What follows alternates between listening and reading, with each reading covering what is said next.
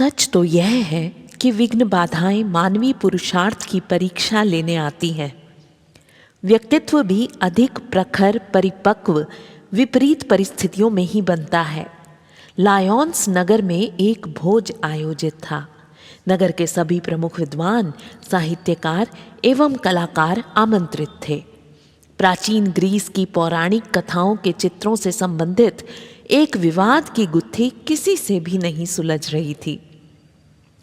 तभी गृहस्वामी ने अपने एक नौकर को बुलाया और संबंधित विवाद को निपटाने के लिए कहा। सभी को आश्चर्य हुआ कि भला नौकर क्या समाधान देगा, किंतु नौकर ने संबंधित विषय पर जो तर्क तथ्य प्रस्तुत किए उससे न केवल विवाद समाप्त हुआ, वरन सभी विद्वान उसकी तार्किक विवेचना को सुनकर हतप्रभ रह गए। उनमें से एक विद्वान ने नौकर से पूछा, महाशय, आपने किस विद्यालय से शिक्षा प्राप्त की है?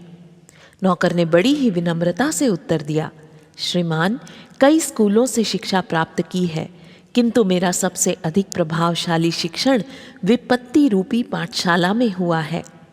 विपत्तियों से जूझने वाला यही बालक आगे चलकर जीन जैक रूसो के नाम से प्रख्यात हुआ, जिसकी क्रांतिकारी विचारधारा ने प्रजातंत्र को जन्म दिया।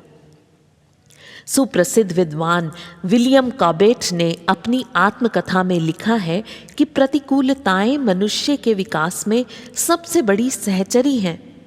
आज मैं भी जो कुछ भी बन पाया हूँ, विपन्न परिस्थितियों के कारण ही संभव हो सका है। इसी तरह कार्ल मार्क्स का जन्म भी गरीबी में हुआ। मरते दम तक विपन्नताओं ने उनका पीछा नहीं छोड़ा।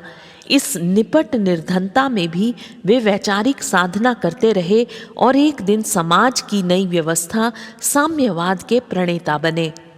जीवन भर संघर्षरत रहते हुए भी उन्होंने कैपिटल जैसी विश्वविख्यात ग्रंथ की रचना की। इस कार्य में उसकी पत्नी मैरी ने उनकी पूरी मदद की। अनुकूलताएं एवं साधन सुविधा न होते हुए भी कितने ही निर्धन बच्चे विद्वान, ज्ञानी एवं महामानव बने। इससे भारतीय इतिहास के पन्ने भरे पड़े हैं।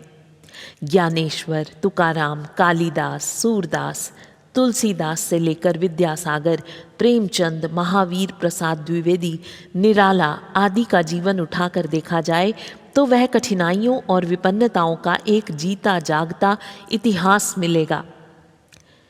ये संकटों की तनिक भी परवाह किए बिना अपने पथ पर अविचल अबाध गति से बढ़ते रहे, फलतः सफल हुए और अभिनंदनीय बने। पंडित श्री राम शर्मा आचार्य, पुस्तक प्रतिभा पुरुषार्थ की चेरी।